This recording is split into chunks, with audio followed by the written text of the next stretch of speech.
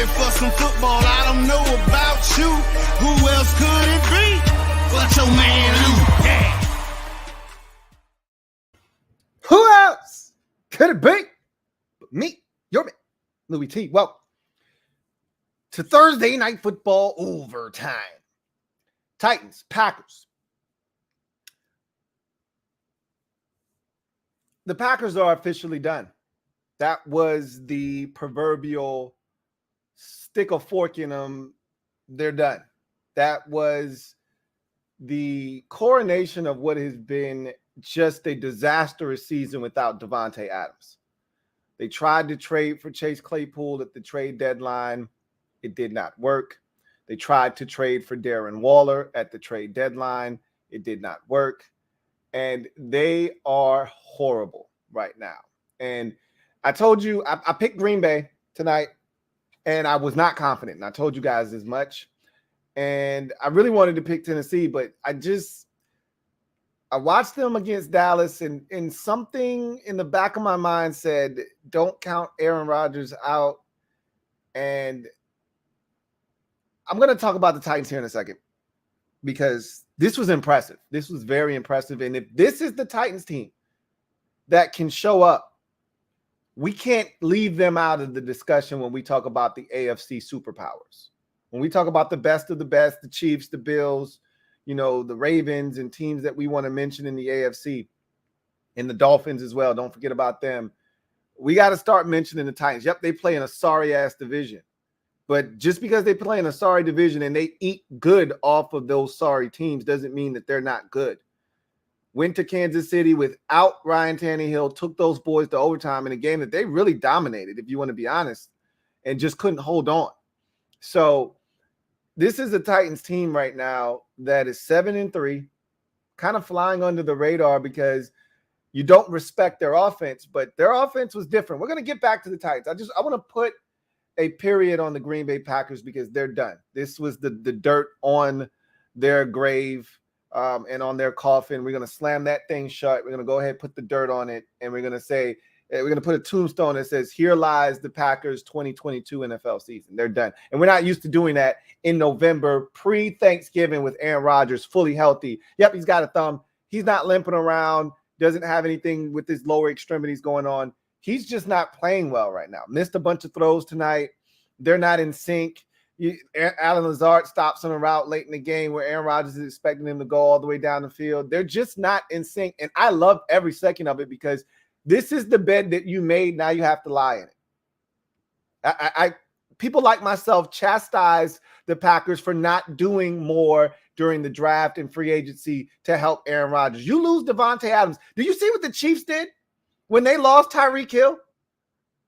Okay, the exact same scenarios for two different teams handled two totally different ways, and you see the outcome. The Chiefs said, okay, we lose Tyreek Hill.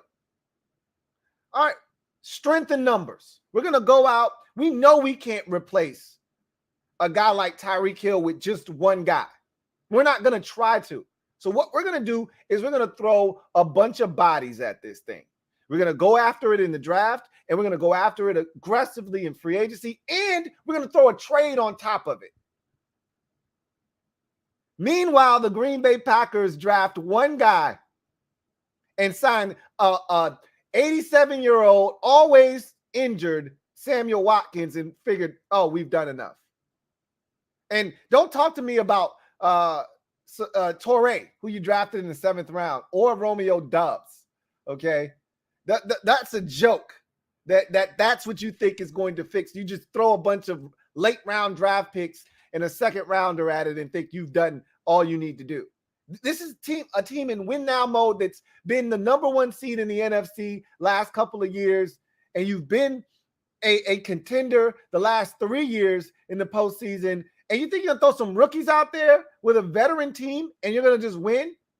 Shame on you. You got what you deserved. And I'm glad they're sitting here at 4-7 with their season essentially over. Despite that 7 seed being up for grabs, they're not going to get their hands on it. They suck. And they're banged up to boot. A lot of big-time names on that defense banged up. They're not going to be able to compete. The Packers are dead. Let's talk about the Titans. So the Titans, what they did tonight was impressive. And I thought they could do this, but I was more inclined to roll with Aaron Rodgers, and I deserve what I got tonight, an L. Their ability, first of all, I've said this already. I'm going to say it again. Mike Vrabel for NFL head coach of the year. Probably not going to win, especially if the Eagles keep playing the way that they've been playing. You cannot deny what this man has done. And if you're watching the NFL close enough, Nick Sirianni and the job he's done in Philadelphia, excellent. They're loaded talent-wise, okay? They're loaded. What they've done with Jalen Hurts, much credit must be given to Shane Steichen and that offensive group and Nick Sirianni for changing the philosophy last year and sticking with that this year. But they've expanded on what they've asked of Jalen Hurts this year. And you know, that roster's loaded, though. Don't want to take anything away from what they did, because it's not easy to get a talented roster to maximize, you know, their abilities and put it out there on the field. That's what the Eagles have done this year. Nobody expected them to be 8-1 at this point, okay? However, if you look at what Mike Vrabel has to work with and what he's done, okay, mind you, there's a 3-game stretch in there, or maybe it's 2, with no Ryan Tannehill, okay? There's a 2-game stretch in there with no Ryan Tannehill. They have won 5 out of their last 6 games. Have the Tennessee Titans. Remember, they started the season 0-2, and I told you I thought the Titans were going to suck this year. I was dead wrong about them. And this, again, this goes to Mike Vrabel, because I left the Titans for dead in the offseason. Oh, you're going to suck this year. You trade away A.J. Brown, and you think you're going to be better because of it? Oh, you got another thing coming. You're going to suck this year. The only thing that I thought was going to save them potentially was their division. It's awful. You see that to be the case. And so somebody's got to win the division. You know, there are a lot of people that thought Matt Ryan is going to go to Indy and turn them, you know, into a contender. What are you smoking over there anyway? Give me some of that stuff, okay? I knew the Colts weren't going to be very good this season. I didn't think the Titans would, but I said somebody's got to win the division. And so I thought the Titans would still prevail, but it would be like 9-8, something like that, right? Barely sneak in. Nobody respects them. They get bounced in wild card weekend. We don't bat an eye and we keep it pushing. They're a far cry from that. And why I'm so impressed with what Mike Vrabel has done is because he's had to do it with Nick Westbrook-Akina at wide receiver, Okonkwo at tight end. Austin Hooper just came to life like 3 weeks ago. He was on his deathbed for the first 6 weeks of the season or so. They've had nothing at the skill positions other than Derrick Henry. Teams know that. It's not like this is a surprise. Teams know that. They went into a game against the Houston Texans with no Ryan Tannehill, with a rookie quarterback making his first career NFL start. Derrick Henry had run for over 200 yards 3 straight games against the Houston Texans. There's no Ryan Tannehill. There's no Treylon Burks. There's nothing out there, man. All you got to do is stop 22 and you got a chance to win the game. And they proceeded to allow the Titans star running back to rush for over 230 yards in the football game. To me, that is indicative of why Mike Vrabel is coach of the year, because they continue to find ways to get it done and defy the odds of every situation they've been put in this season. They should not be 7-3, but what they put on the field offensively this season. Treylon Burks got injured in week number 3 or 4? He's been out for like a month. He came back, I think, last week against Denver was his first game back. They essentially had Robert Woods, Nick Westbrook-Akina, and like 3 tight ends. That's been their offense, skill position-wise. Scares absolutely no one, and yet they've been creative every week. All right. Got to give Todd Downing some credit. He's got nothing to work with. And yet it's a flea flicker last week that breaks the back of the Denver. Who runs flea flickers anymore? Okay. Like, that is the oldest razzle dazzle, as the old guys like to call it, right? As the OGs like to say, razzle dazzle. That's the oldest razzle dazzle play you could pull out of the playbook, right? That's the oldest one you can pull out of your hat. Is a flea flicker, old fashioned. Give it to the running back, takes a couple of steps, tosses it back to the quarterback. He grabs the laces as quickly as possible and launches it 40 yards down the field. And look, Nick Westbrook-Akina is wide open for a big gain, cuts it back, and scores a touchdown. It's amazing what they've done. I am absolutely flabbergasted at how they've managed to win 7 games this season. And their schedule hasn't been brutal by any stretch of the imagination. But I don't care who they've played. I don't understand how they're 7-3 right now. And that is the magic of Mike Vrabel. I talked to my guy MJ earlier in the season, and he said Mike Vrabel at least 3 to 4 times a year is just going to flat out coach the other team's coach on the opposite sideline, and we're going to win the game because of Mike Vrabel. We've seen that at least 2 or 3 times this season already. It's not rocket science what you're going to get. You're going to get quality defense. You're going to get a good solid dose of the run. And Derrick Henry wasn't super effective tonight. He didn't rush for 100 yards. That didn't stop them from running it like 28 times with him, though, right? Like, they don't care. You know what you're going to get. Quality defense, heavy dose of the run, play action fake. Try not to turn it over. Tannehill still turned it over tonight, okay?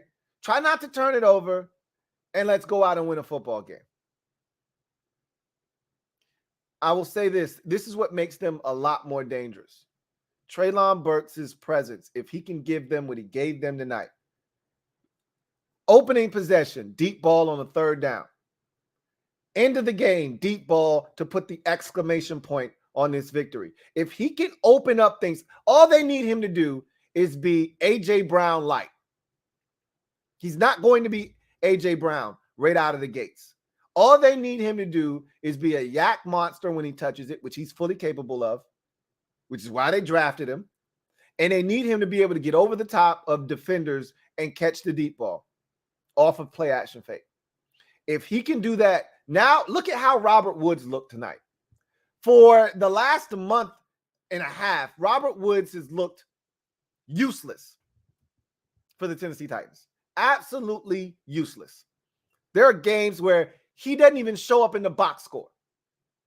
You add in a guy that is a pseudo 1. We don't know Treylon Burks to be a 1 yet, but he looked like one tonight, which is what they drafted him to be.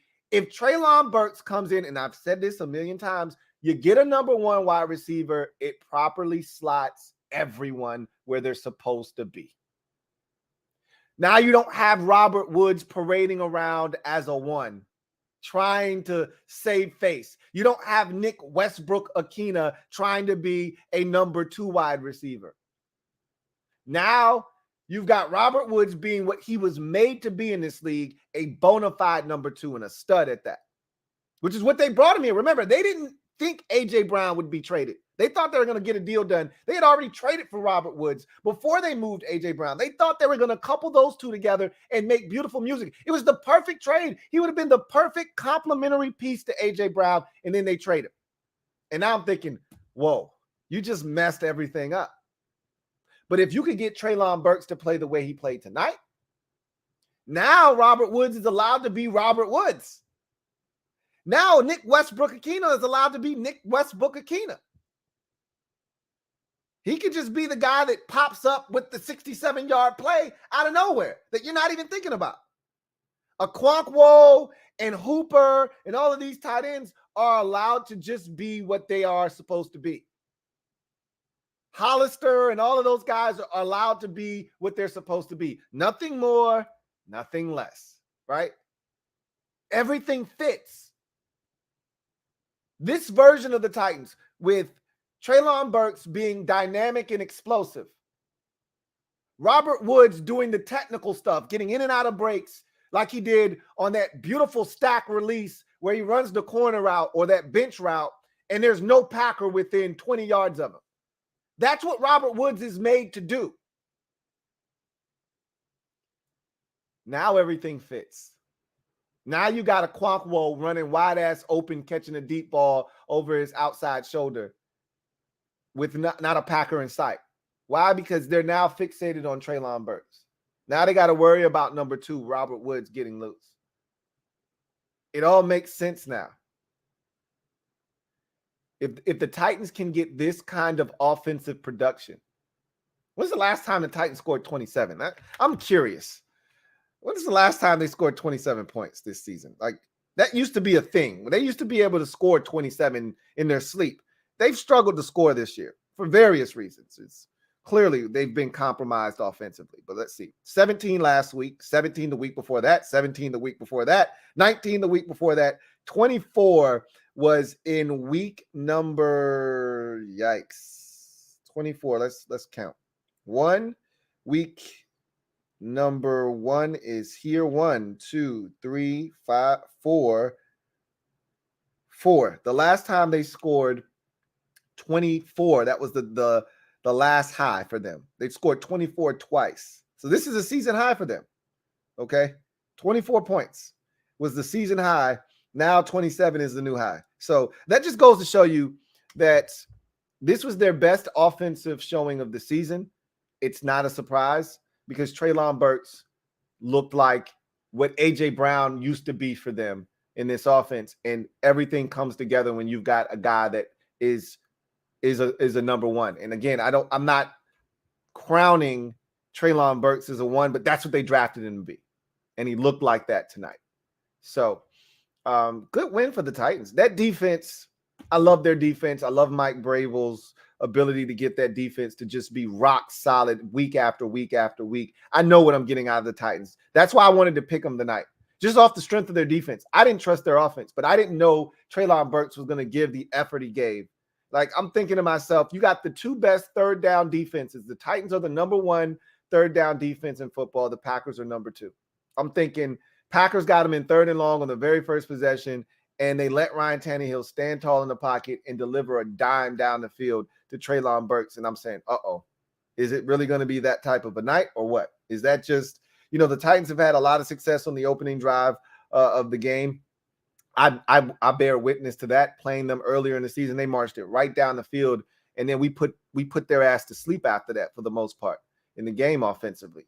So I thought, okay, maybe this is just them, scripting the first 15. They do a beautiful job of doing that and executing. Maybe that's just that. No, I'm curious. They kicked the Packers' ass on 3rd down. It felt like, I'm going to say they were 9 of 14 in the game on 3rd down. It just felt like they just always had the answer on 3rd downs in this game. Let's see. I just felt that way. They were 7 of 13. I knew they were very efficient on 3rd downs. Over 50%. And again, both of these teams are supposed to be great on 3rd down. Packers were 7 of 14. Didn't feel like it. I'm not going to lie to you. Didn't feel like they were that good. 50%. But the Titans were absolutely spectacular on offense in this game. 408 yards of total offense, 7 of 13 on 3rd downs, 1 of 2 on 4th down, 320 yards passing total when you take out the sacks. But Ryan Tannehill threw for 333 yards in this game.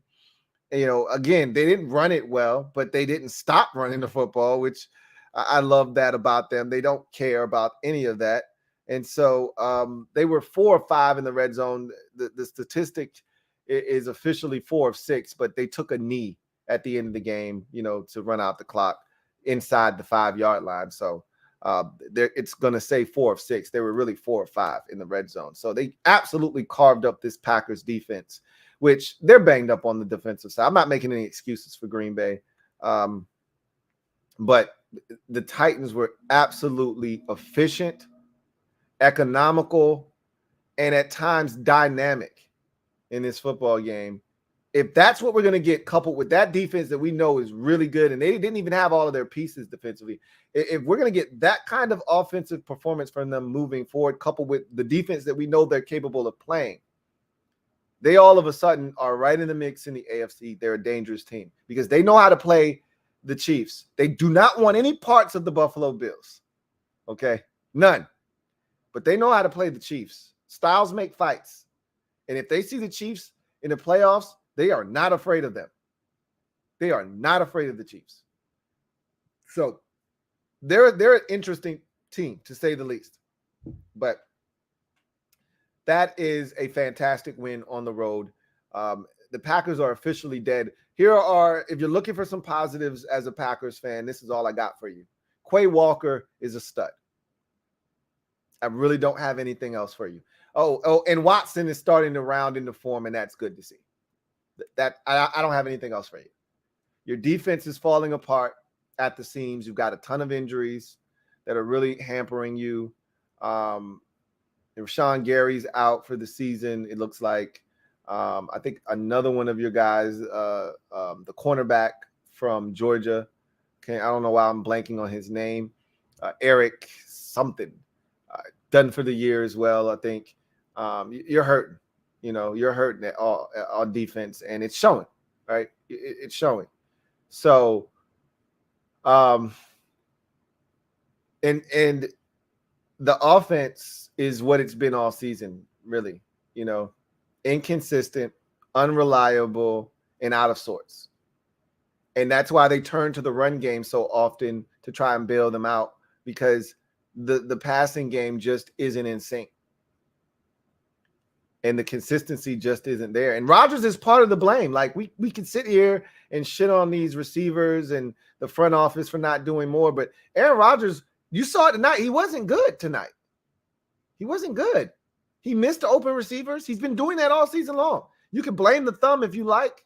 He's just not playing well.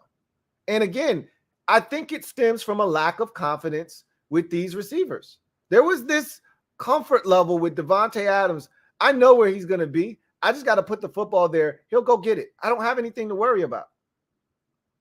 He does not have that same level of trust with any of these receivers not named Randall Cobb. He's the exception to the rule. Every one of these other guys, he's still trying to nail down. Even Allen Lazard looks, and this is a guy he's been working with for at least the last 3 years, maybe 4 years. Even Allen Lazard looks out of sorts. There's not even a connection there. But again, this is what I talk about. This is what happens when you ask Allen Lazard to be a number one. He's not. Allen Lazard is a number two at best. When you start asking guys to be something that they're not, these are the results. When Allen Lazard was the number two behind Devon, he was a beast. Allen Lazard, 116 yards, 2 touchdowns. Allen Lazard with a spectacular game in a 38-30 win over the New Orleans Saints on the road. Allen Lazard, 3 touchdowns. What a game. Where's that guy? He's not showing up. Why? Because you're asking him to be something he's not.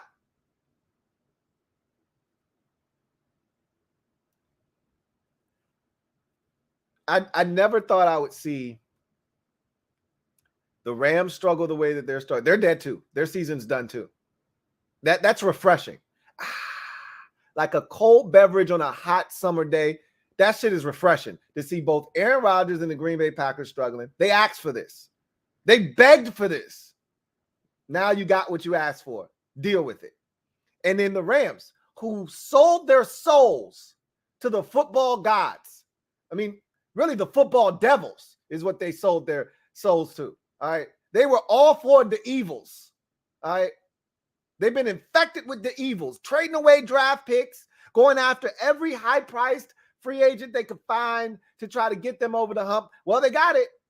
But just like the Baltimore Ravens back in 2012, you sold your soul to the devil, and he's coming to reap. He's coming to collect on what you promised him, and that's your season this year. Give me that shit. They're dead, are the Rams, just like these Packers. I was ready to bury Brady in the Bucs' ass. There's just nobody in that division that's willing to step up and say, hey, I'll fight them. Saints suck. Falcons suck.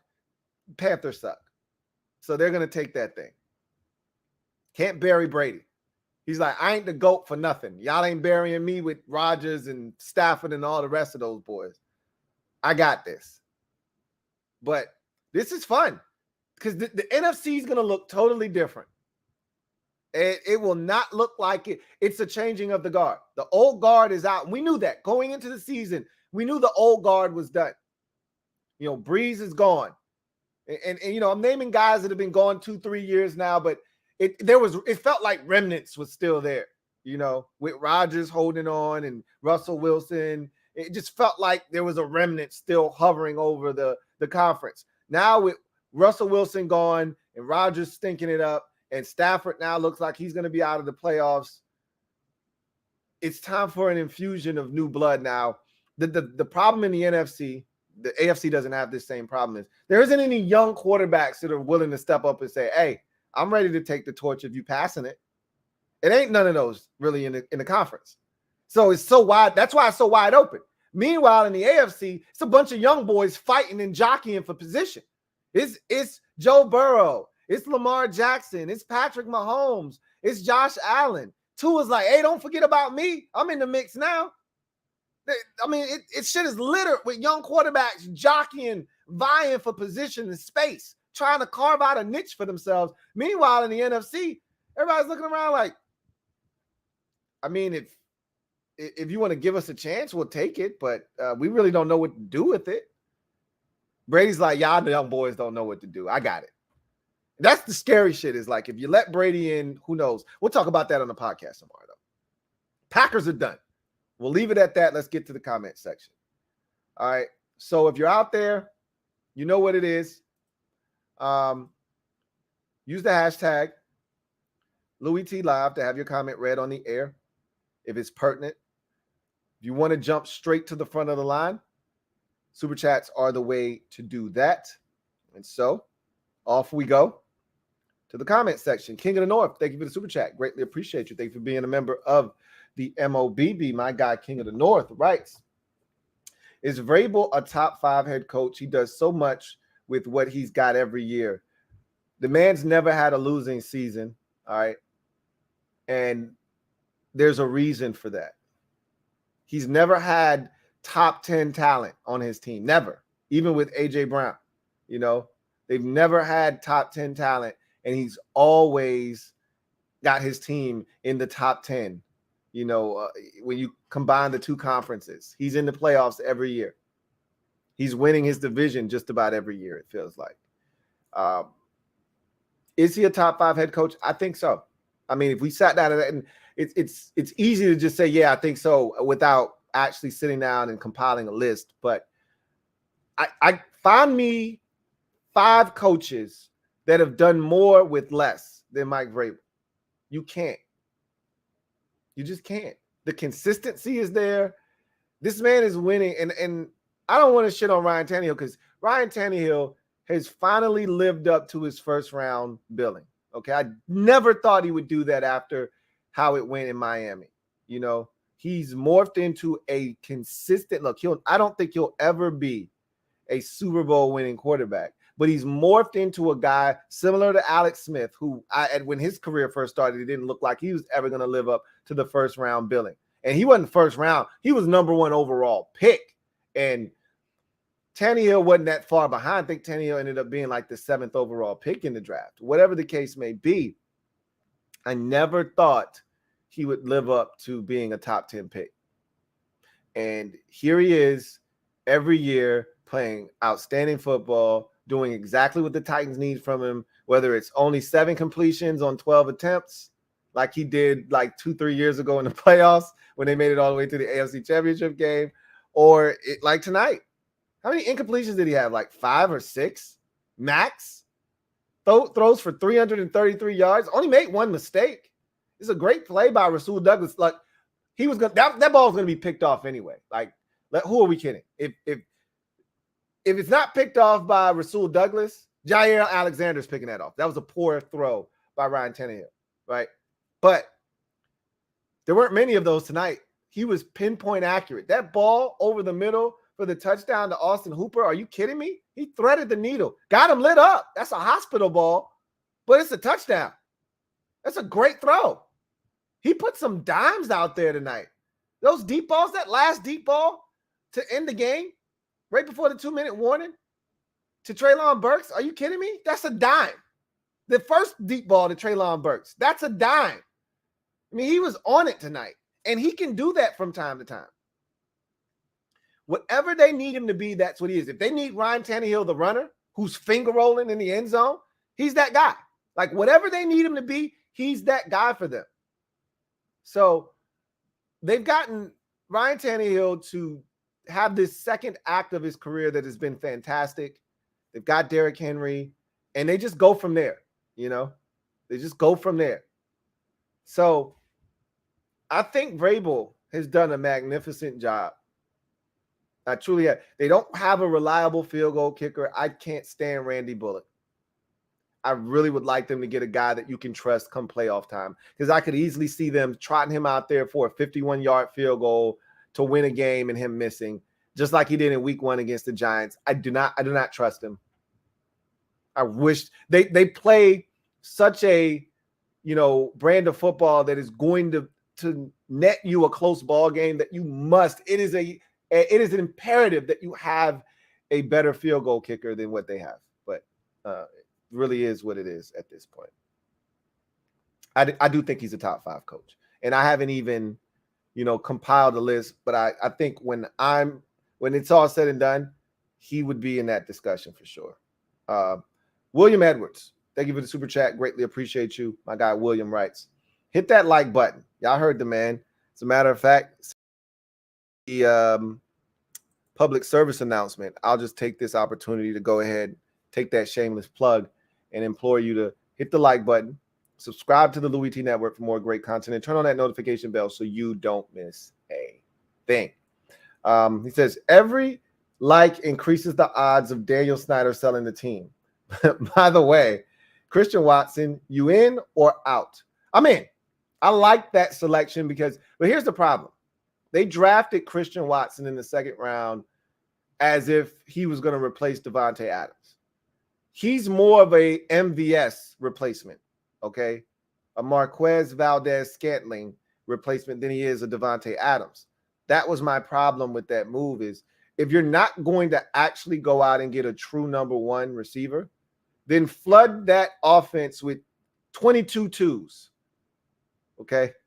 Watson, go add another veteran, and go add another veteran. You added Samuel Watkins, okay. Flood it with 22 twos. Watkins, Watson, go get another veteran wide receiver, and then we could talk. Along with already having Lazard, and other guys at the tight end position, Tanyan and things. Then we would have had a real discussion here. But instead, they decided we're going to draft 18 receivers, none of which are first-round picks, like they always do, because they're bullheaded and they want to continue the tradition of, hey, we don't need first-round receivers. We can get them in any round and we'll be fine. Okay, cool. Whatever you got to tell yourself. You keep thinking Aaron Rodgers is 28 or 32 or even 36. The man is 40 years old. You keep thinking he's going to be able to take whoever you give him and turn them into top flight wide receivers. You give him a 5th-round pick in Romeo Doubs and think he's just going to turn him into Samori Toure and think he's going to turn him in a 7th-round pick, turn him into a stud. You go ahead. Think you're going to just somehow have Greg Jennings, one of these dudes going to morph into Greg Jennings for you. Donald Driver. Good luck with that shit. I'm in on Christian Watson. But I think they think he's something that he's not. He may ultimately be really good for them. He's MVS. He's MVS. That's what I think he is. You still need a number 1. MVS is not a number 1.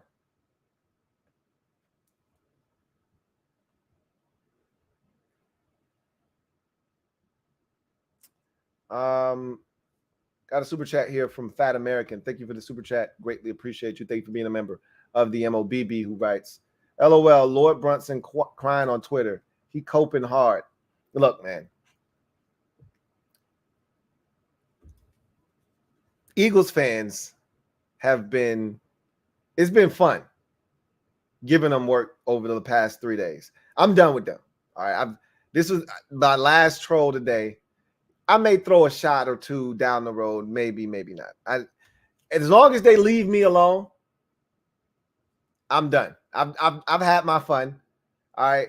I was gonna let them have it this week. And y'all see, I can be petty. I'm the king of petty. If you want to go there with me, I told you I don't start fights, but I damn sure finish them. Okay. So I had to let them know, don't start with me. Don't start no shit, won't be no shit. But if you start it, best know you in for a hell of a fight.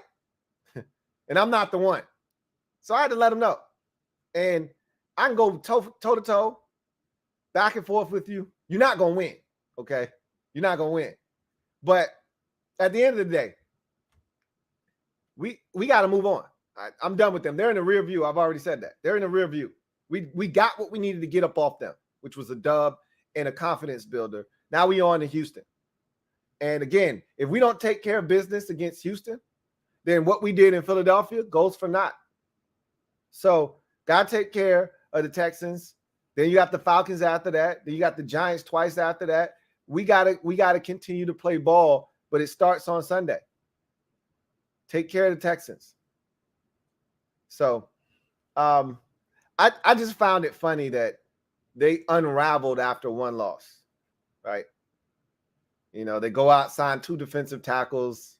That's hilarious to me. The funny part about the Eagles is these knee-jerk reactions to things, and then their fan base thinking, oh, we just got better. Just like you got better when you signed Ryan Kerrigan and then Lauren Brunson proclaiming that they had the best defensive line in football with Ryan Kerrigan. How'd that work out for you? Them going crazy when they traded for Robert Quinn. What has he done since he's gotten to Philadelphia? Nothing. All they did was get older on defense. Robert Quinn, old as hell. Ndamukong Suh, old as hell. Linval Joseph, old as hell. They didn't do anything but add old-ass tough cuts of beef. Good luck with that shit, man. Good luck with those old-ass tough cuts of beef that they added to the defense. Kyle, thank you for the super chat. Greatly appreciate you. My guy, Kyle, writes, so delicious, Lou. Can't wait for the Bills versus Vikes.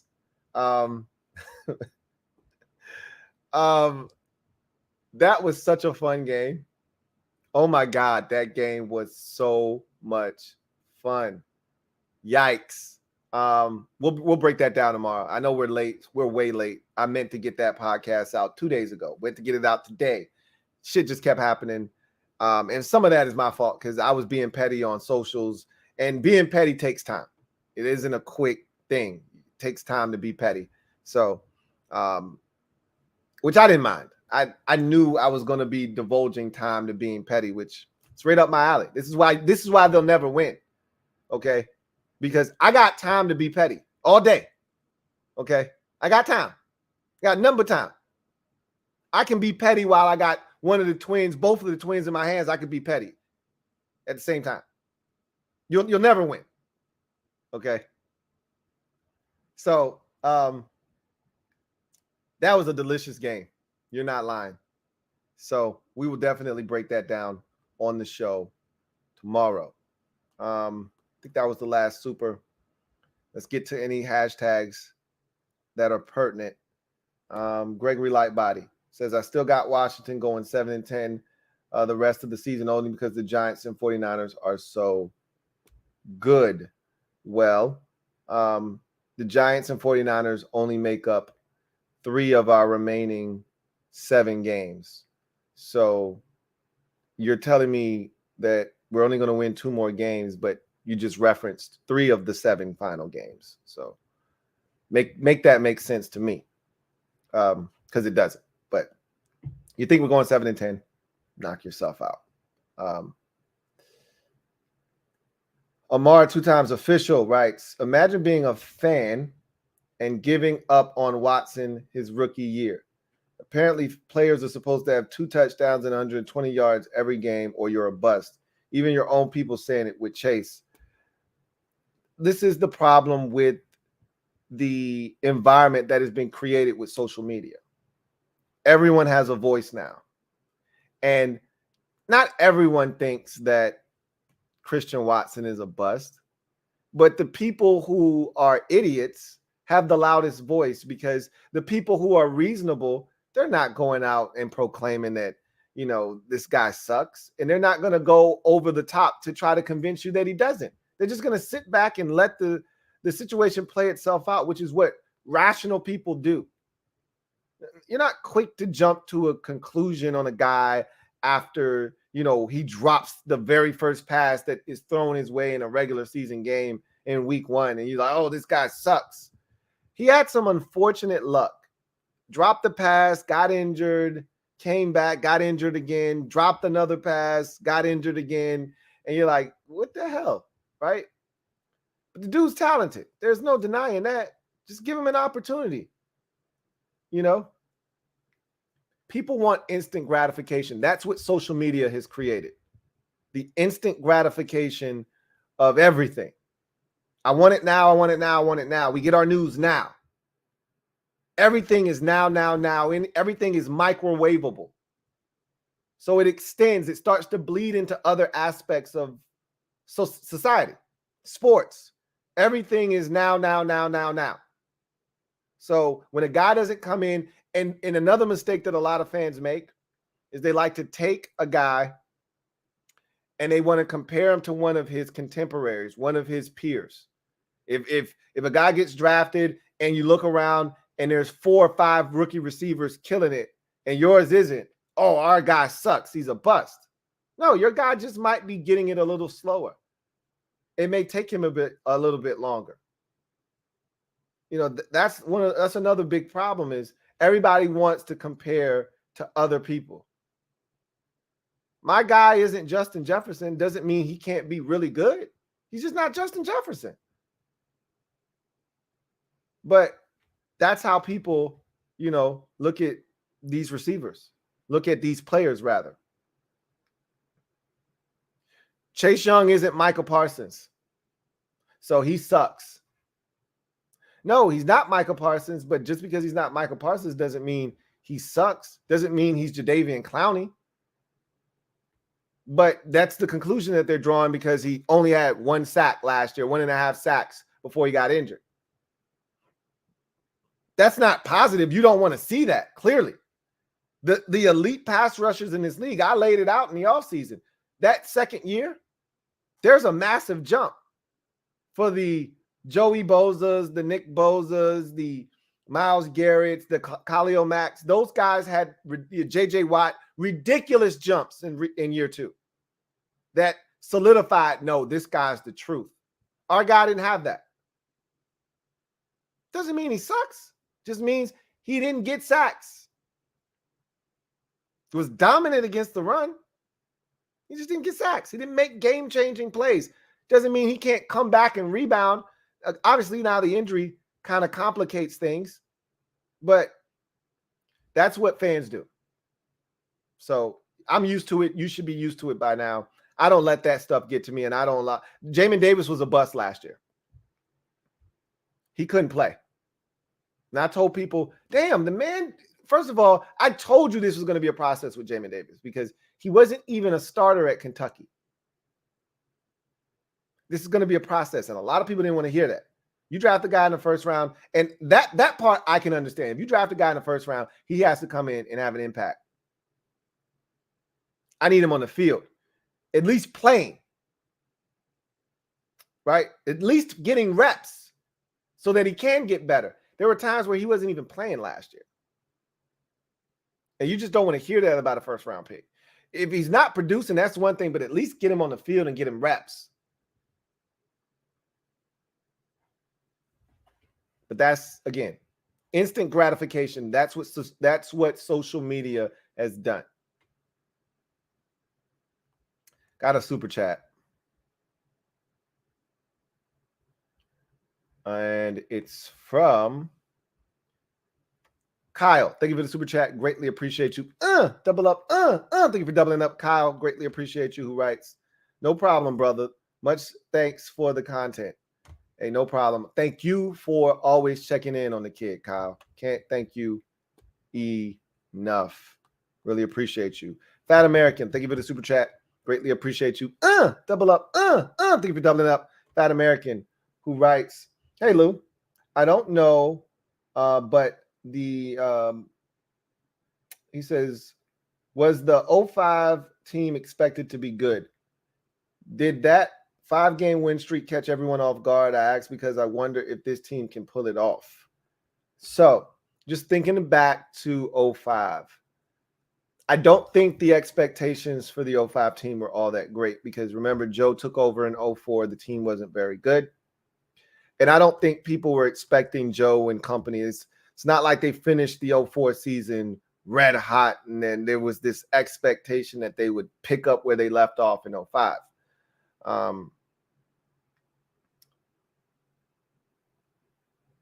If I'm not mistaken, they didn't have Brunel in 04. They got him in 05. I think that first year, I think I might be wrong. I think he might have had, I know he had Patrick Ramsey. And I think Brunel might have taken over relatively early in 04.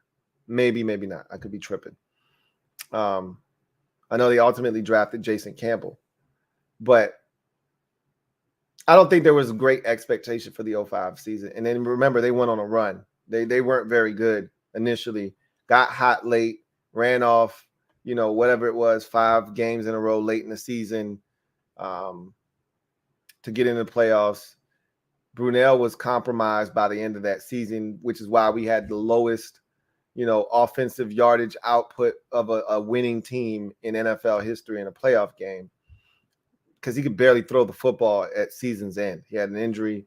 I want to say it was to his neck or something, neck or his shoulder. He could barely throw the football. We didn't have any talent at receiver anyway. It was like Taylor Jacobs, David Patton. I mean, who were we kidding, right? But we still were able to. I mean, I'm not sure if.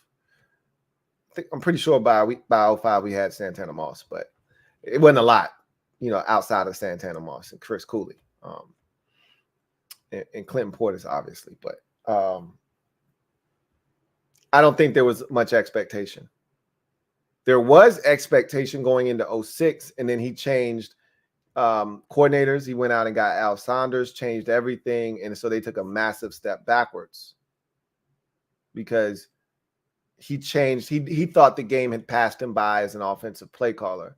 So he wanted to get a guy that was more modern, and that's entering Al Saunders. And it really hurt the team because Chris Cooley's told this story multiple times.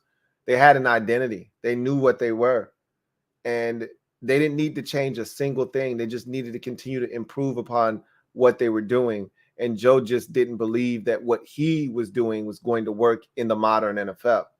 So he decided to bring in Al Saunders, and they lost their identity with Al Saunders as, the offensive play caller. And so they went from a smash mouth football team, with an identity to Al Saunders and his 400-page playbook and, trying to throw the football all over the field. And that's just not how we were built. So we sucked in 06, and then we had another one of those runs after Sean Taylor's untimely demise. Todd Collins comes in. We win 5 straight again, sneak in the back door of the playoffs, et cetera, et cetera. Could this team do it this year? Let's hope that they don't have to do the whole 5 wins down the stretch to backdoor your way into the playoffs.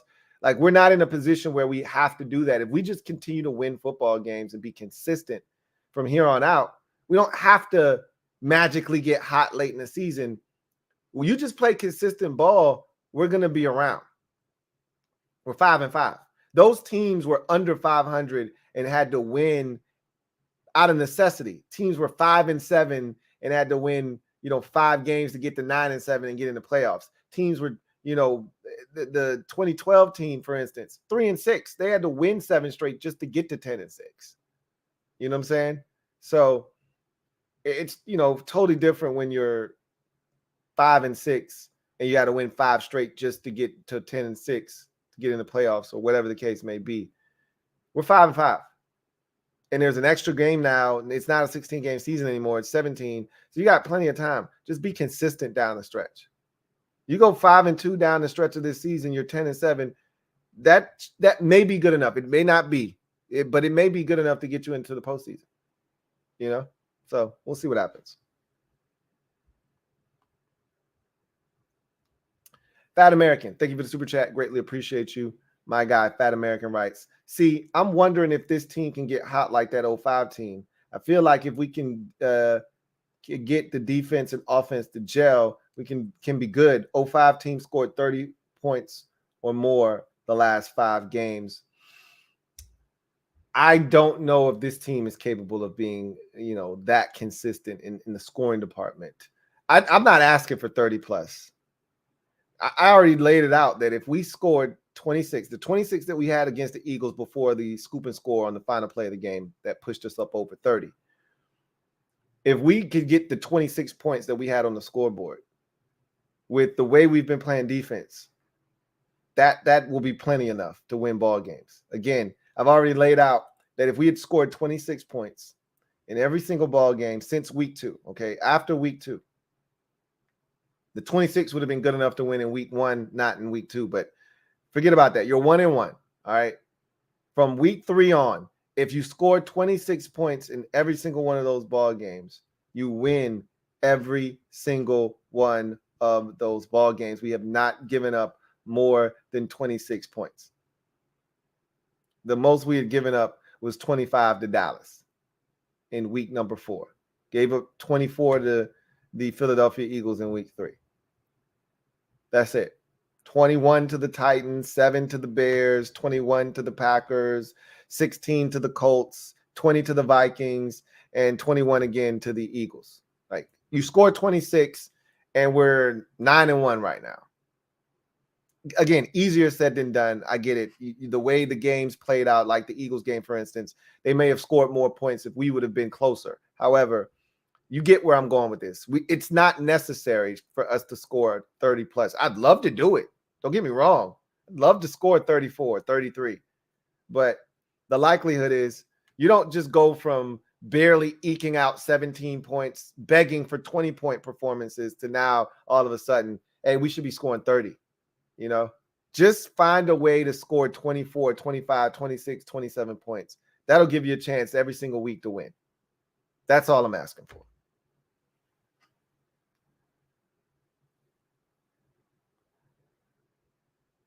All right. Got another super chat. Fat American, thank you for the super chat. Greatly appreciate you. Who writes, this offense has way more talent than that scored 30 plus. But it was a different day and age in the NFL too. So you can't compare the two. And that defense was opportunistic. They created turnovers in short fields. How many times did we pick a pass off? I remember that in that 05 season, if I'm not mistaken, we beat the brakes off the 49ers. I think that's Alex Smith's rookie season, if I'm not mistaken. Beat the shit out of them like 41 to 10 or something like that, right? Yeah, like 2 pick sixes in that game. The clincher in Philadelphia, Sean Taylor scoop and score off the fumble. Like, that defense not only created turnovers, they scored points off of some of those turnovers. Like, this defense is not that. So you got to take that into consideration as well. All right.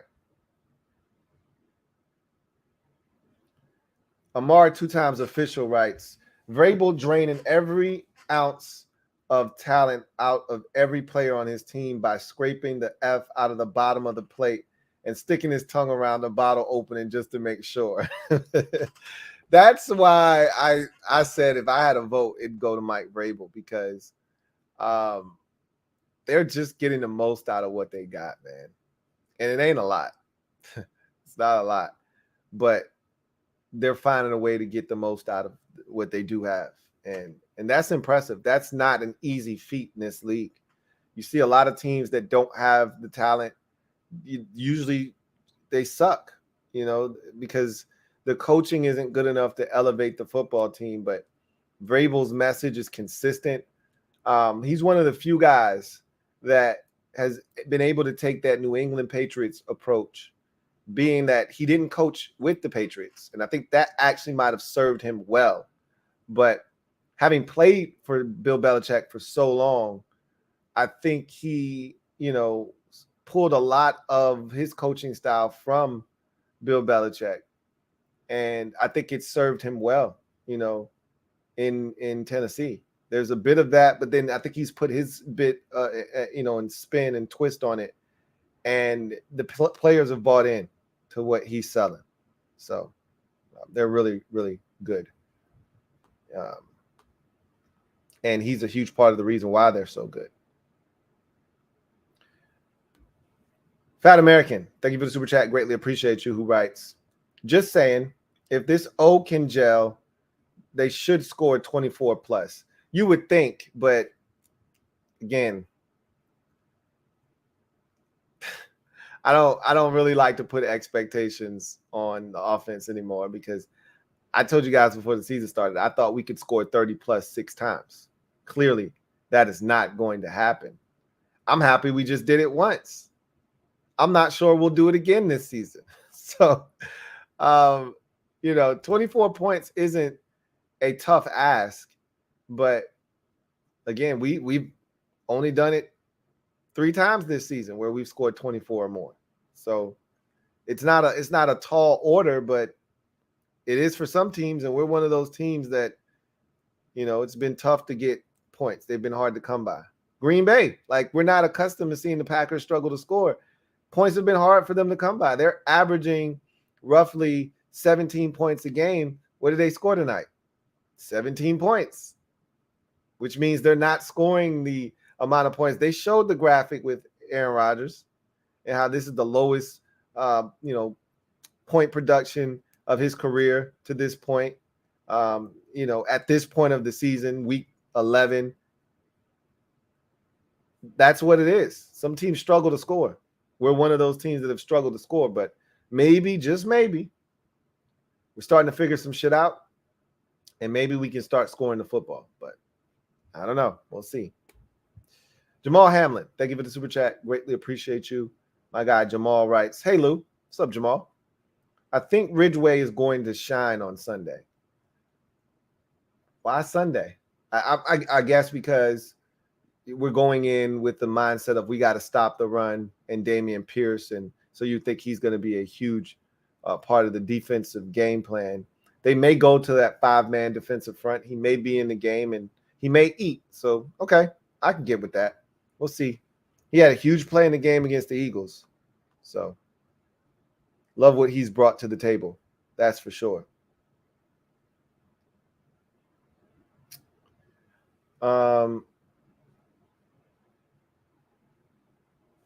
Amara 2 times official writes, and does Mr. Lightbody have a Steelers pick as his profile talking about us? Get that shit out of here, respectfully. I'm not sure. I mean, he's a Washington fan.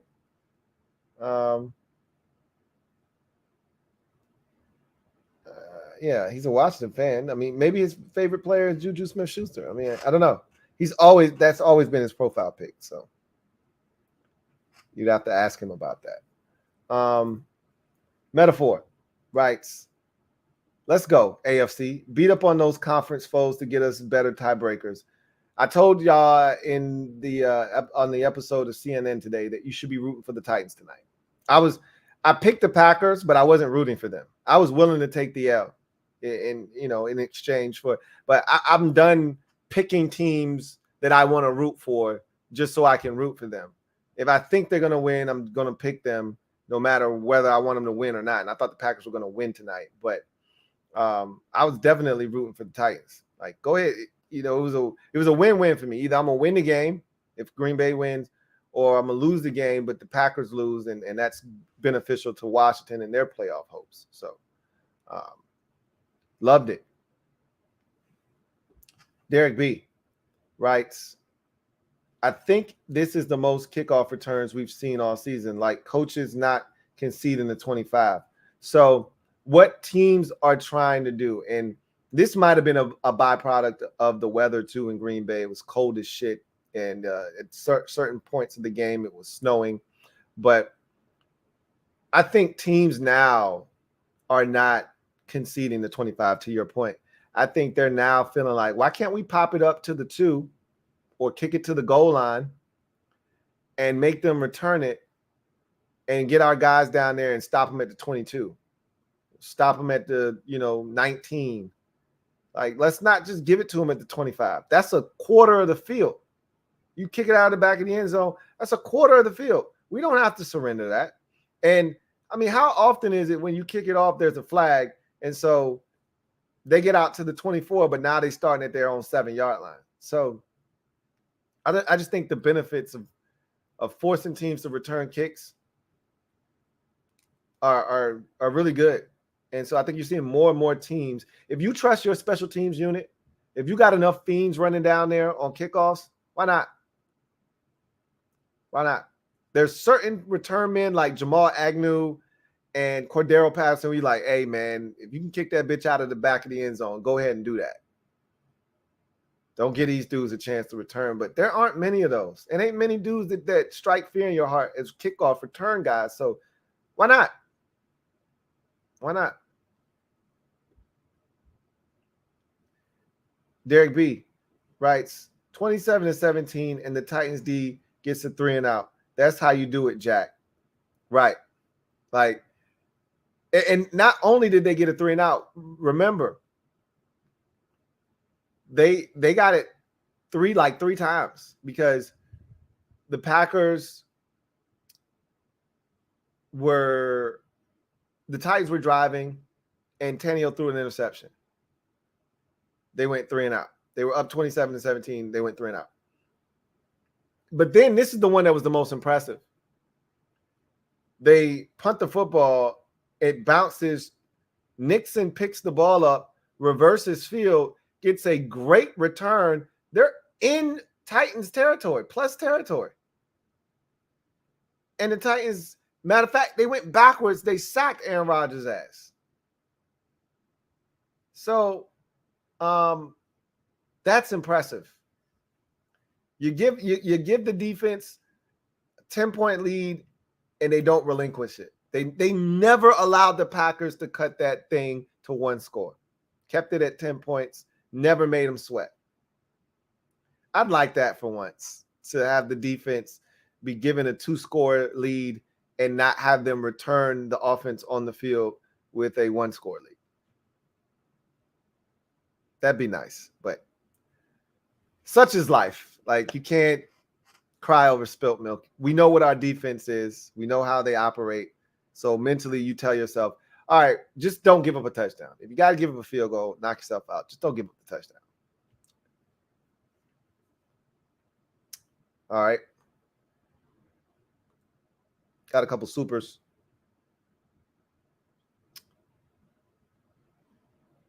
All right, we got one here from Take Command for Life. Thank you for the super chat. Greatly appreciate you. Thank you for being a member of the MOBB. Take Command for Life writes, sup, Lou? Sup, Take Command for Life. He says, hashtag Take Command. Let's get the dub on Sunday.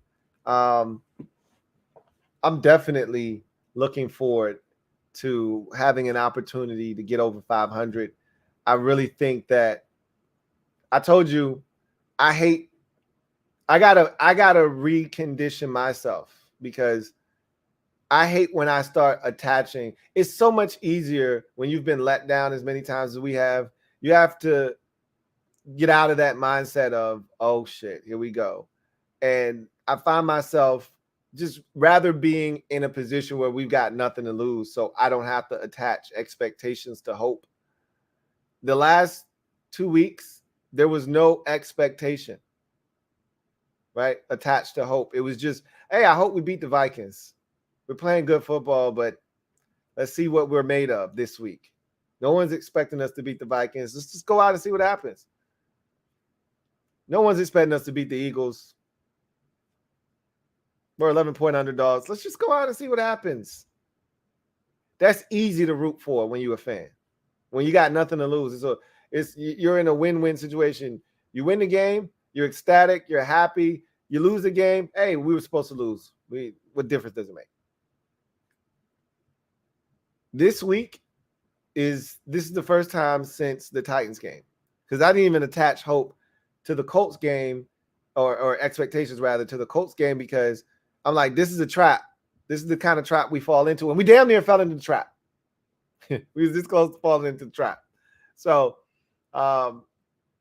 this is the first time I'm attaching expectations to a game since week 5 against the Titans. I'm nervous as hell. I'm not gonna lie to you. These are the games that scare the shit out of me, because if we don't win, I'm going to be disappointed because I attached expectations to hope. So hopefully we get it done. I feel like we're going to get it done, but we'll see. Fat American, thank you for the super chat. Greatly appreciate you, my guy. Fat American writes, I don't want to get too ahead of myself, but I'm happy with how the young Bucks are turning out. Haven't seen our team grow young talent on this level, possibly ever. A lot of contributions from the youngins. Big facts, Fat American. Big facts. This is the part that's fun, when you see the young boys coming along at the rate that they're coming along at. And, you know, we've had a lot to say about the coaching staff, me included. I can't separate myself here and act as if I was holier than, you know, any of you out there. I was frustrated at times, not with the entire staff, but, you know, with parts of it. But Ron, when he got here, said he likes teachers. You know, that's what he wanted to fill his staff up with teachers, guys that could coach up positions and get guys to buy into what they were selling. And it seems like it's happening. It's coming to fruition, you know, whether it's Jahan Dotson or it's Antonio Gibson or Brian Robinson, or on the defensive side of the football, Jamin Davis, John Ridgeway. You know, you get to the secondary, you know, Derek Forrest, Cam Curl, Benjamin St. Juice, a lot of young, talented football players in Washington. And we haven't been able to say that in a very, very long time. So a lot of guys that we are hoping continue to ascend, and we would gladly want to pay when their contracts are up. And we haven't been in that, you know, position. You know, it's always the guy like Preston Smith where you're like, man, he all right, but I ain't trying to pay him what it's going to take to keep him here. That's always been the case with us. I think we might have some dudes where we like, hey, man, at all costs, keep this guy around. That's a good position to be in.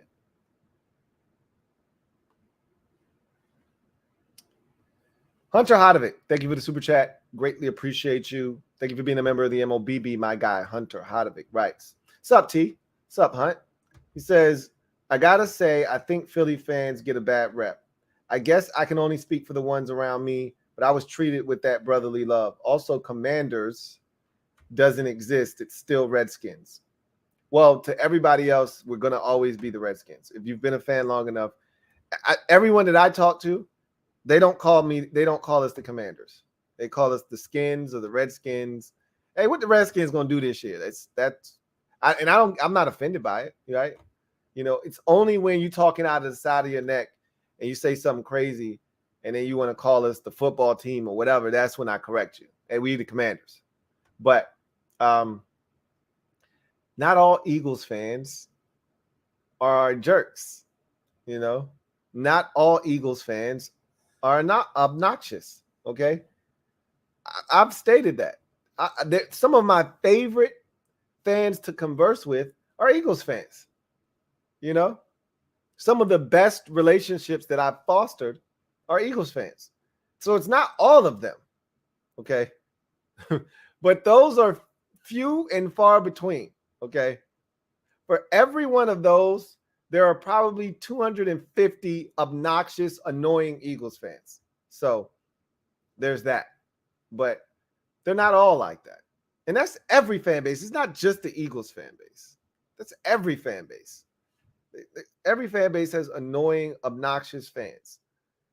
Okay. Theirs just seems to have a little bit more. That's all. But then, don't we feel the same way about Cowboys fans? If the Cowboys were 8-0, wouldn't they be just as obnoxious, if not more so, than the Eagles fans were? Just think of it this way. If we were 8-0, how would you conduct yourself? I rest my case. All right. Fat American. Thank you for the super chat. Greatly appreciate you. Fat American writes, I might be crazy here, but I'm getting good vibes about them, man. Like, dang, we might actually be a good draft class or two away. Giving me hope like this, man. F this team for the abuse, Lou. LOL. I'm going to tell you what, Fat American. I'm gonna give you the reels. I haven't said this. I wasn't going to say it. Some things I just keep to myself. I was gonna keep this to myself, but since you brought it up, I'm gonna say it. When we were in the middle of the Eagles game, when we were commencing the upset, or as I like to say, administering the ass whooping,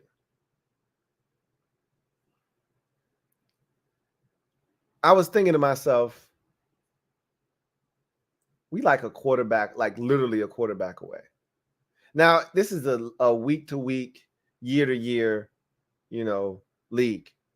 And so what you think you have this year, you may not have next year. And you're not going to have, no two NFL rosters are the same from year to year. Your roster this year isn't going to be your roster next year. You're going to lose some players. You're going to draft some more guys and bring in some guys for free agency. That's just how it goes. Some guys are going to retire. That's how it goes. No 2 years are the same. This isn't pre-free agency where you keep the same group of guys together for, 7-8 years in a row, and that's how you're able to, build a dynasty. Those days left in the early 90s with the advent of free agency. However, I was thinking to myself, if we get a quarterback, like an elite, or just if we got a guy like Ryan Tannehill, and that's not what I'm striving for, obviously, but if we just had a solid quarterback that could do everything, because Tannehill can do everything, can throw the deep ball, he's got athleticism, he can, escape the pocket, use mobility, he can throw the short intermediate stuff. He does a really good job of setting the table, getting them in and out of, run plays or pass plays that may not be beneficial to the defensive look that they're getting. Like, he does everything. He's just not elite at any of it, but he's really good at everything. If we just had a guy like that, imagine what we could be. And that's not what I'm aiming for, obviously. I want more than that. But just think about it. And that's kind of where your mind is allowed to wander when you start seeing some of the talented players that we have, and you start to see some of this coming together. You start to think to yourself, what if? What if? What if Sam Howell is actually good? What if they go and get a quarterback next year and he turns out to be legit? What if? What if Taylor Heineke gets hot this season and is allowed to remain the starter? Or Carson Wentz comes back, they protect him, and he starts shredding defenses. What if? You allow yourself to think crazy. But at the end of the day, all of that is cool. But until you get stability at the quarterback position, this is who we're going to be. Solid club, in ball games, hovering around 500. But you can't go 8-0 without really good quarterback play. And we just haven't gotten that this season. We've gotten solid quarterback play, which is why you're 5-5. That's solid quarterback play. Awful quarterback play puts you at the Texans 1-7-1, or the Jags. And I shouldn't say that, because Trevor Lawrence hasn't been awful. He hasn't been great. He hasn't been awful, but he's been very inconsistent. Very inconsistent. Same with the Steelers, Saints, and I go down the list of teams that suck. Panthers have had awful quarterback play. That's why they're 3-6 or whatever they are right now. So, yeah. They give us hope, and then they snatch it away. We'll see what happens. Dre, Luco, NYG. Thank you for the super chat. Greatly appreciate you. Who writes, you say Vrabel for coach of the year, but Daboll in first year got the Giants at 7-2. He'd be in the mix too. He deserves just as many votes.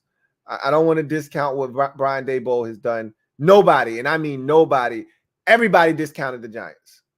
And if he won, I wouldn't bat an eye, and I would say he's a great candidate and he deserves it. I would probably give my vote to Mike Vrabel, but Brian Daboll definitely deserves to be in that conversation. You are absolutely right. And you know what? In thinking about it, as you say that, I probably would give my vote to him. You know, just thinking about where the Giants are, what we thought of them before the season started. Keep in mind, the Titans have been in the playoffs every year the last 3 years.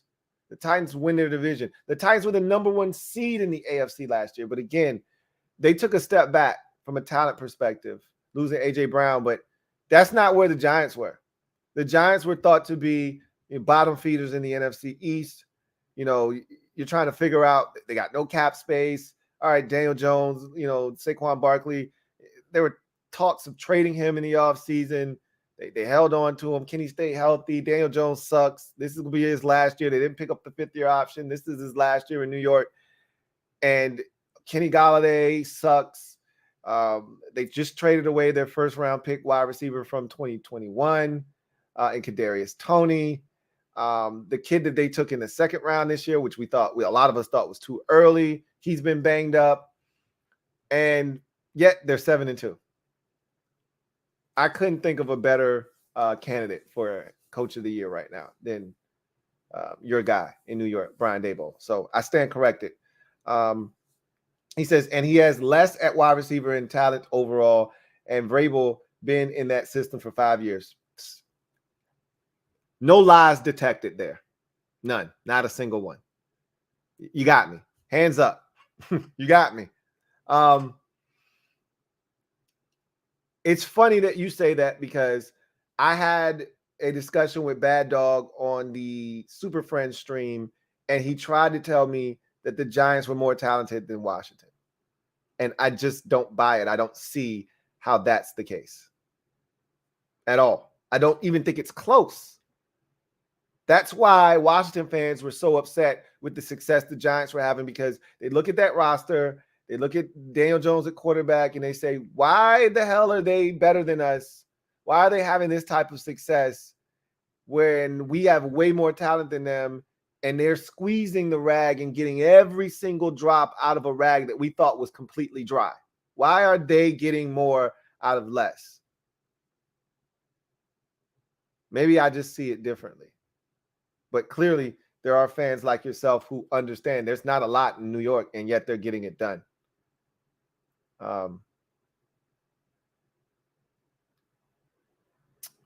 Anyway, I digress. Take command for life. Thank you for the super chat. So once again, you were spot on. Take command for life. Thank you for the super chat. Greatly appreciate you. Double up. Thank you for doubling up.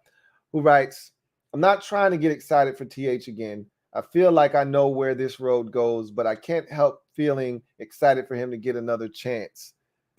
I'd love to see it happen. I'd love to see him get that opportunity to prove that. Look, I don't think he's a starting quarterback. That's not going to change unless this guy absolutely turns over a new leaf that we didn't think was possible, and he leads this team to the NFC Championship game. Taylor Heineke is a backup quarterback, and that's just what he is, and that's fine. But he's the right quarterback for this team right now. That's what I think. And anybody that's been watching, anybody that has been paying close enough attention, I think they would agree with that statement. You don't have to love Taylor Heineke. And you can think noodle arm, prone to making mistakes. But this team believes in him. He galvanizes this team. They play hard for him. He makes plays. You can't deny that. To your point, we know where this road ends. You know how this movie goes. Yep, he's going to make a mistake at some point in the game. He's a shorter Ryan Fitzpatrick with less of an arm. But just like Ryan Fitzpatrick, unlike Ryan Fitzpatrick, he's actually played in a playoff game. He's actually started a playoff game. Ryan Fitzpatrick never played a playoff game a day in his life. I think he's capable of taking a team to the playoffs if given an opportunity. We'll see if he gets that chance or not. We'll see if he gets that chance.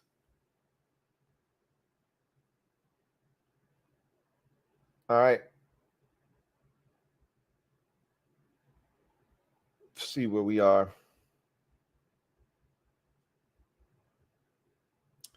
All right. So here we are right here. Fat American, thank you for the super chat. Greatly appreciate you. Fat American writes, also seems like we have genuinely good dudes on the team who are hungry and driven. I love it, man. If they keep this up, they're going to make me forget 05. That's the goal, man, right? To make you forget 05 and to bring you into present day. That's the goal. It's always been the goal, is to get Fat American to forget about 05 and start talking about present day football. This team is filled with genuinely good guys. It is. Young guys that are hungry, but a nice little mixture of some seasoned players, not super old. We don't have any real old veterans on our team. You know, our team is pretty much young guys and, you know, guys that are right around 28. Like Bobby McCain is probably like 28, 29 years old. Yeah. John Bostic is probably among the oldest, you know, players. Not Tressway, obviously, he's the oldest player on the team. But, you know, a lot of 28, 29-year-olds, and then a bunch of dudes that are just wet behind the ears, 23, 24 years old. Where a lot of our players are in that mix of 24 to 29, somewhere in there. And then there's a sprinkle of 30-year-olds, probably 2 or 3 of those on the roster. Bostic being one. Obviously, Tressway is north of 30. But it's a young team, man, for the most part. And these dudes, they're buying in. And to your point, hungry. And this is a team you can get behind. It really, truly is. You know, we've had teams in the past where you're like, man, we got a couple of sleazeballs on the squad. But if they help us win, you're willing to overlook the fact that they some sleaze buckets. We don't have those dudes on the squad no more. This is, and that was Ron's first order of business when he came here, was to clean up the roster, get all the dudes that are sketchy off of the team, and change the culture. He's done that. Now we're actually changing the culture while playing quality football with guys that are actually talented. That's refreshing. Can't always say that with this team.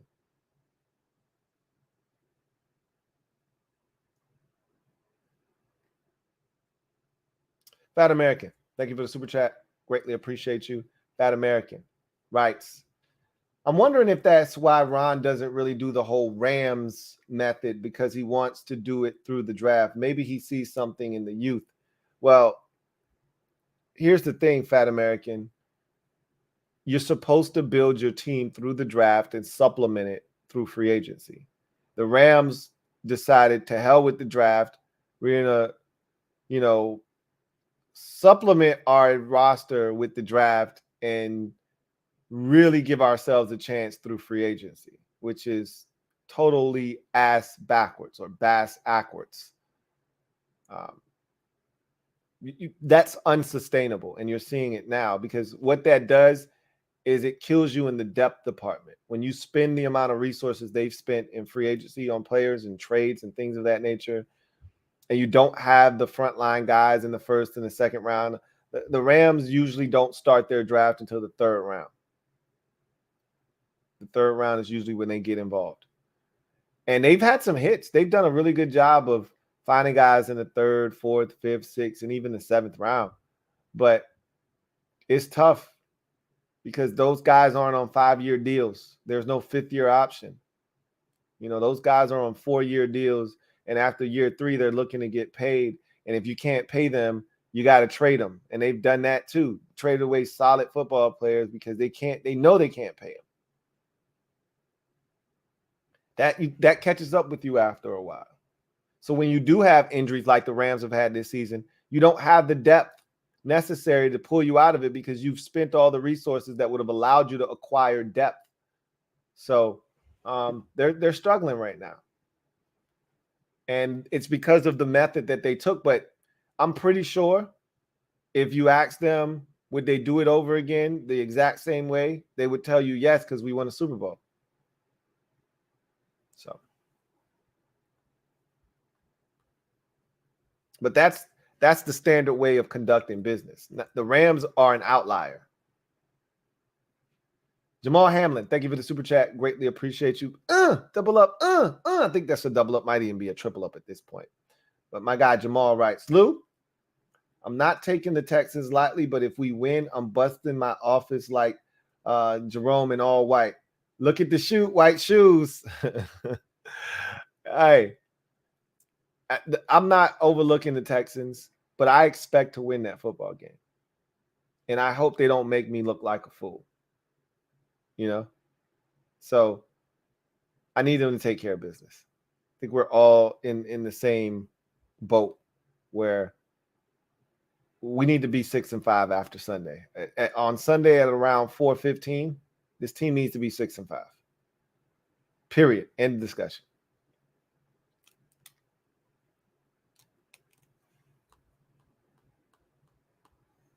Fat American, thank you for the super chat. Greatly appreciate you. Fat American writes, hey, yo, Rick Doc Walker is funny as F, LOL. Yes, he is. He is a national treasure.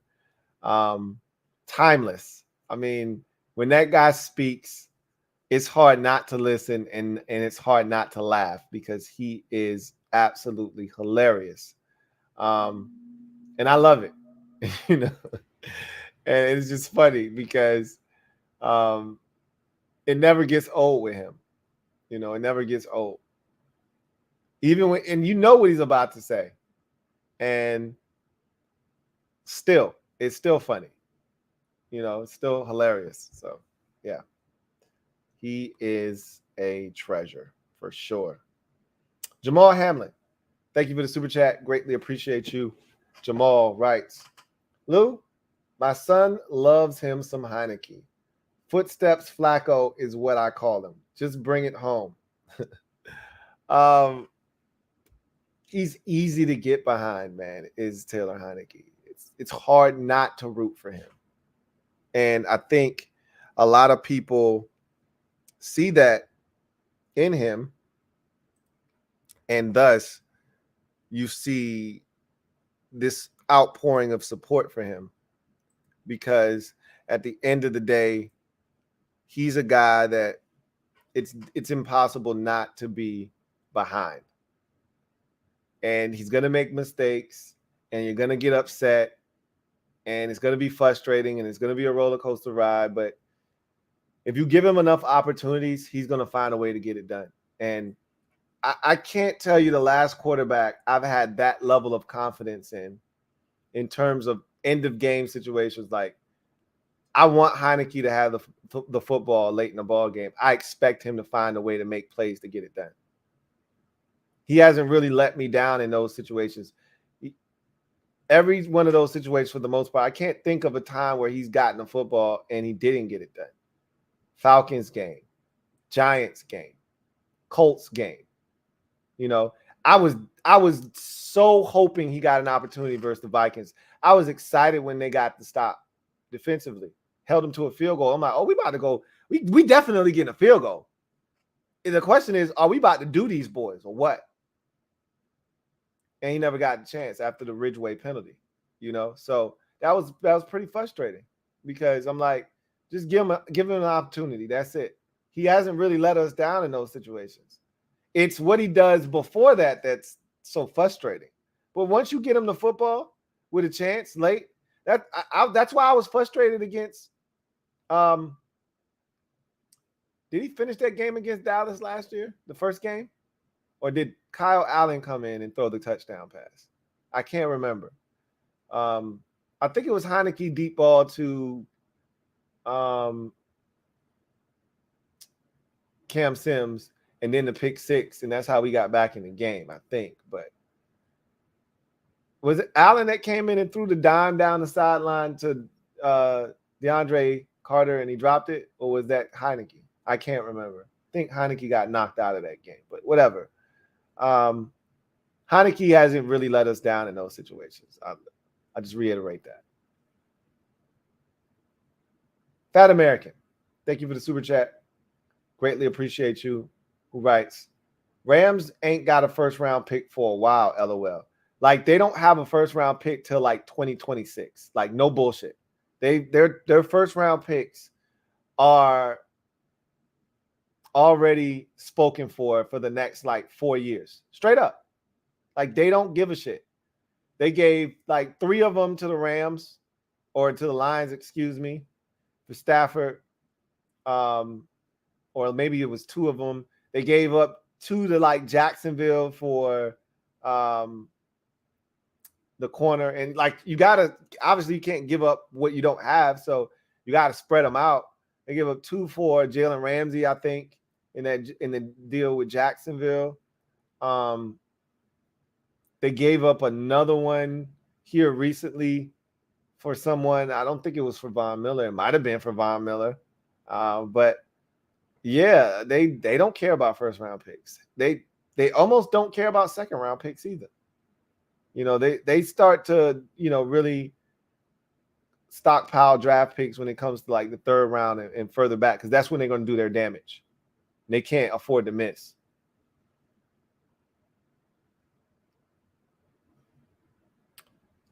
Fat American, thank you for the super chat. Greatly appreciate you.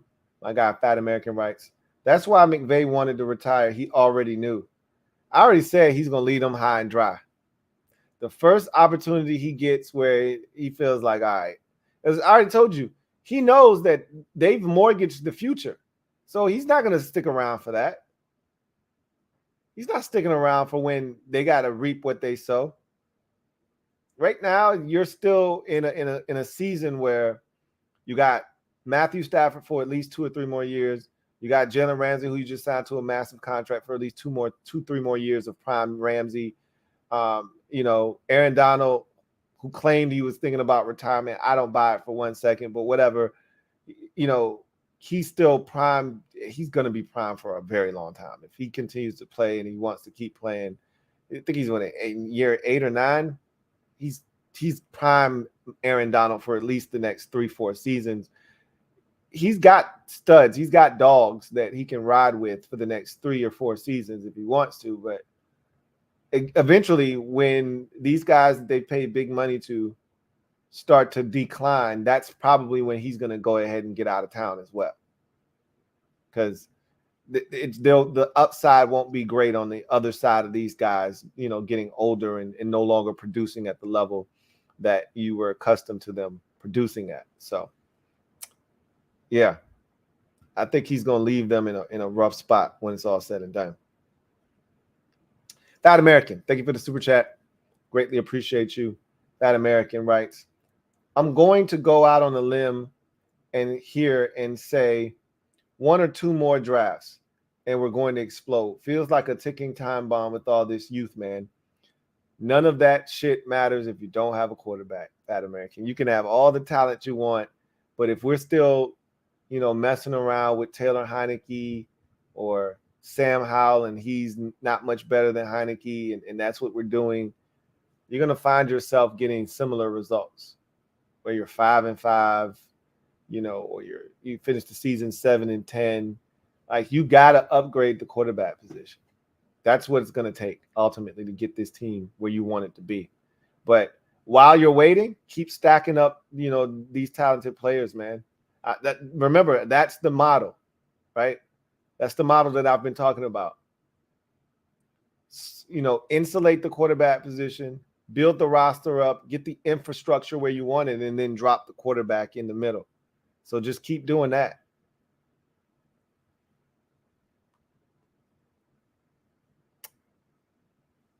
Jamal Hamlin, thank you for the super chat. Greatly appreciate you. Jamal writes, can I get some jet sweeps in my Stone Cold voice? Can you get some jet sweeps in my Stone Cold voice? I don't even know what that means. I don't. I swear. I'm going to just leave that one alone. I'm going to just tell you this. That comment took a turn in the luck direction where you want to get me like, what? What are you talking about? So you can hit me. I think it's actually you, Jamal, just so you know. But I'm just telling you that comment kind of caught me by surprise. Like, what? Because that one's right over my head. I don't even know what you're talking about. Fat American, thank you for the super chat. Greatly appreciate you. Who writes? Or as Doc Walker would say, the canines we have, Yeah, the dogs we have. They bite too. They bark, they bite, they do all of the good stuff, That's what you need. You need dogs with sharp teeth that aren't afraid to use them.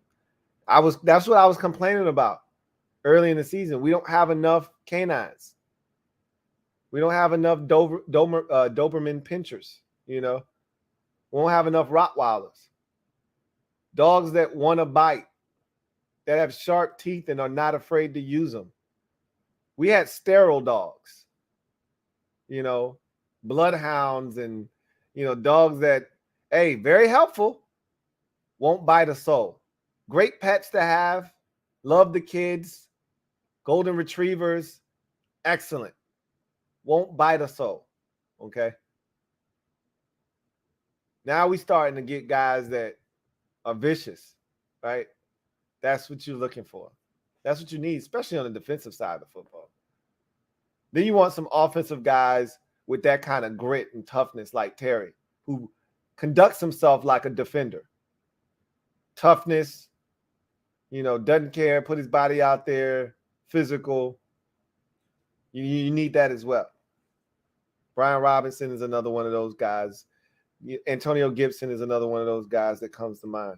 Curtis Samuel, also tough dude, man. Tough dude. We saw it on Monday night.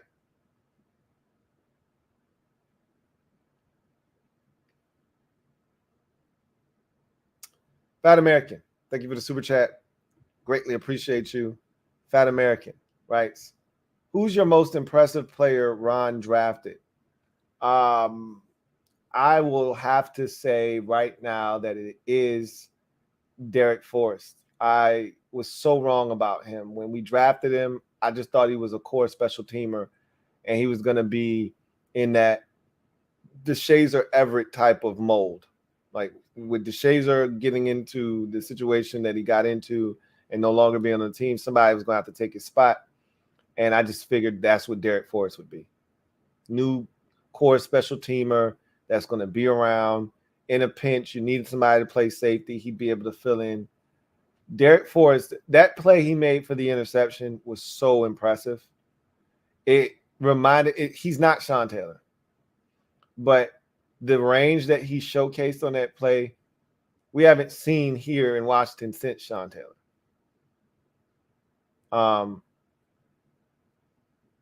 He's physical. He'll come down and hit you.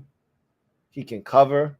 We've seen that man to man. You can drop him over. Like his versatility is off the charts. He can drop over the slot, play man to man. We've seen him break up passes in that capacity. He can play single high free safety. He can play quarters coverage, which they do a lot of. He can play cover two. Take a half of the field. Can play cover three and patrol his third of the football field. Like I said, drop him over the slot, can play some man-to-man, can play underneath coverage. He can come down, fill as a run defender. He can do everything. I've been so impressed with him. And this is a 5th-round pick we're talking about. This isn't a 3rd or 2nd-round pick. We're talking about a 5th-round pick. So that's super impressive, man.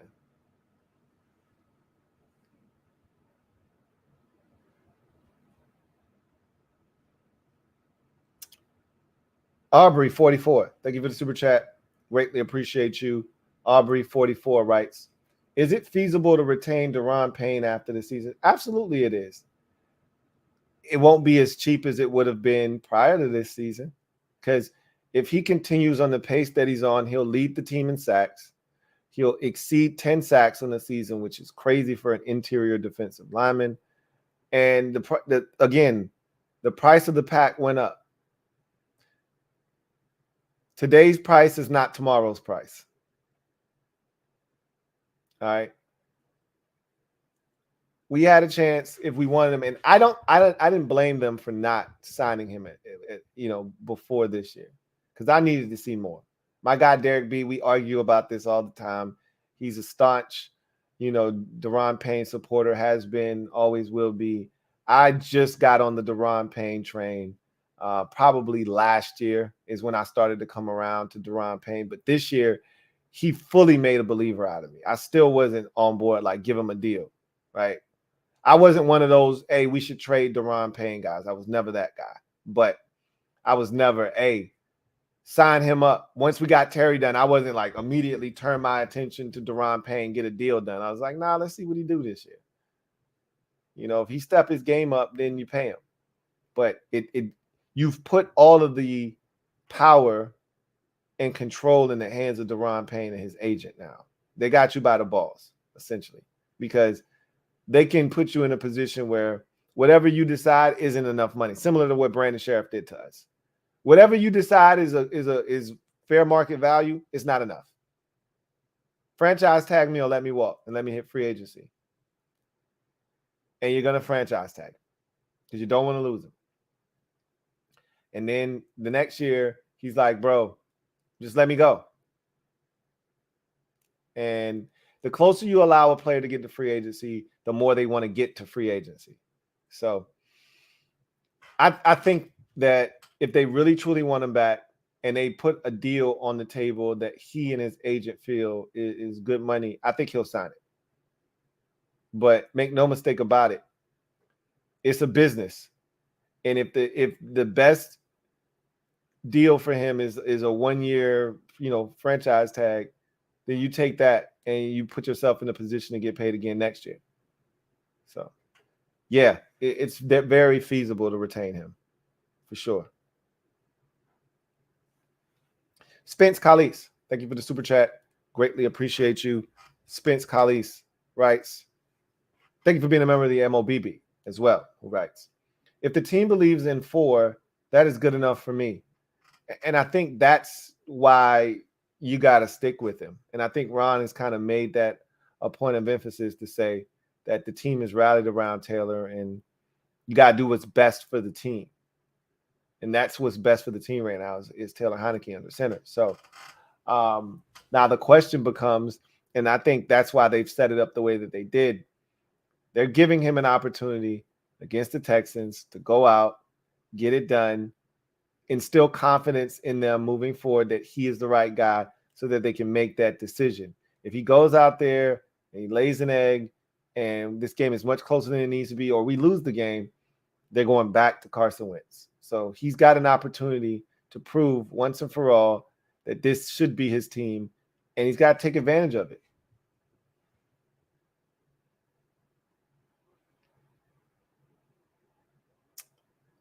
Jamal Hamlin, thank you for the super chat. Greatly appreciate you. Jamal Hamlin writes, Lou, I was talking about the play call. Jet sweep to Curtis or Amani Rodgers. LOL. I didn't know. I wasn't sure what you were referring to. Those jet sweeps have been money for us this year. I don't think we've had, one of those not be successful. I'd like to keep it that way. And I think you should have one of those a game, whether it's to a tight end in Amani Rodgers or Curtis Samuel. Terry's gotten one and had some success on it. Whatever the case may be, they need to continue to do that. And I think we should get one of those every game. The tight end screen had been effective. We tried one late in the game against the Eagles, and it was not successful. But I don't like running a tight end screen with an unathletic tight end, because if it works and you get blockers out in front, what are you really doing? You're not even maximizing what could be there, which is why I'm really not a big fan of a John Bates tight end screen or a Logan Thomas tight end screen. I love the Amani Rodgers tight end screen and the idea of getting a guy with 4.5 speed, the football with blockers in front and space and opportunity. Not so really pressed about getting that same opportunity for guys that are running 4.7s and 4.8s, but it is what it is. If it's successful and you get 13 yards, sign me up. Fat American, thank you for the super chat. Greatly appreciate you. Fat American writes, Curl and Forrest, if Percy starts cooking, boy. Those two are great choices. You can't go wrong with either one. I just take Derrick Forrest because of the high-level intellect, because I think Cam Curl, what separates him is the high-level intellect. He's a smart football player, is Cam Curl, like light years beyond his years. I think he really shocked them with how much information he could retain so early on, and that's why they were able to use him in so many different spots on the football field. But Forrest has, I think, a combination of the intellect, but also the athleticism that Cam Curl just doesn't have. And that's what separates the two. And that's why I think it's Forrest. Like, Forrest already has more turnovers than Cam Curl does, right? Cam Curl has a touchdown on one of his, though, right, against San Francisco in 2020. But Forrest already has dwarfed him in terms of the turnover department. He's got 2 this season. Cam Curl only has 1 turnover in his entire career. Forrest has a fumble recovery as well. I think he's forced more fumbles than Cam Curl has in his career already. Like, Forrest is his trajectory is just ridiculous, and his sky's the limit for his ability. So I'd go with him, but you can't go wrong with either one of those guys. F. Altus, thank you for the super chat. Greatly appreciate you. Thank you for being a member of the MOBB. My guy F. Altus writes, it's gone under the radar how elite our gunners are. If you're watching, that hasn't gone unnoticed, because we went from, Trap and him being a fiend, and Cam Sims, who was additionally a fiend as your gunners, to Percival Butler and Christian Holmes, aka SIP. And those dudes are down there immediately. It's almost as if they're not getting blocked on these punts or something. It's ridiculous. And now we just got to get them to understand, I need you to find a way to be smart about downing the ball inside the 5-yard line. If they can get that, they're dangerous, because those boys are down there like in a heartbeat. So, and again, the turnovers that have been forced on specials, they've been a part of every single one of them. Take Command for Life, thank you for the super chat. Greatly appreciate you. Take Command for Life writes, I don't want to jinx it, but a certain player hasn't fumbled all season who struggled with fumbling last year. Hope he keeps that up. I'm going to just because I'm not comfortable with that. Same thing we talked about on Rio's show, and with Ed just coming all, out of the side of his neck, all out of pocket, just saying all kinds of foolishness.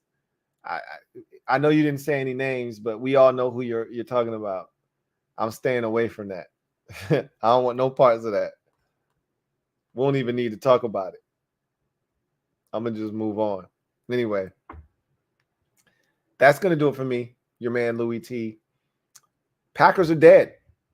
27-17 victory for the Titans. Titans are alive and well and playing outstanding football. And I think this win has to catapult them into the discussion. When you start talking about best teams in the AFC, it's easy to dismiss the Titans. It's easy to just say, okay, we got the Chiefs, we got the Bills, the Dolphins are coming on. Don't forget about the Ravens. No. Don't forget about these Titans. Okay? Don't forget about these Titans. So that's the biggest takeaway is, yep, the Packers are dead, but they already were on their deathbed. This is more about the Titans. They're alive and well. And they get it done 27-17 And again, what was impressive tonight was Derrick Henry wasn't super effective, but the supporting cast was alive for the first time this season, really, with them getting back their rookie receiver, Treylon Burks, and how he was integrated tonight.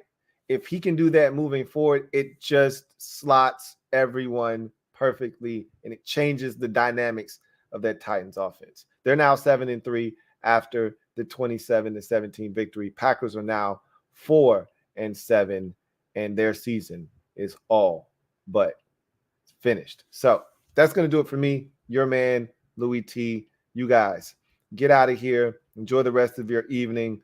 We got a lot to discuss tomorrow. CNN, podcast, all of that good stuff. So until then, you guys, have a good one. God bless and good night. LouieTeeNetwork.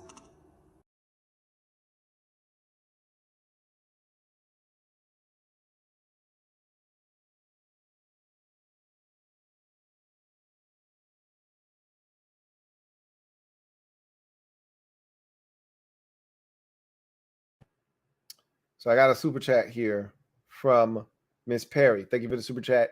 Greatly appreciate you. Thank you for being a member of the MOBB as always. My girl, Miss Perry, writes, did you see the report on Russell Wilson using terminology from the Seahawks, confusing his teammates? I did not see that. I am not shocked by anything that happens with Russell Wilson. You could tell that there's been a disconnect between he and his teammates. And, a lot of people just want to chop it up to, oh, he's not authentic. He's a phony, this, that, and the third. But I think it's deeper than that. I think it's more than that. I don't think it's just, how he conducts himself and carries himself. I think there's definitely something going on there. And this may be, some of it right here, So they got to figure it out, man, because they gave that man an extension blindly. They ripped up his old deal, gave him new money because they were expecting Russell Wilson to be Russell Wilson, and he's been anything but. And so they got to figure that shit out. If they got to bring in somebody from Seattle and they got to go back to the Seahawks terminology, then maybe that's what they got to do.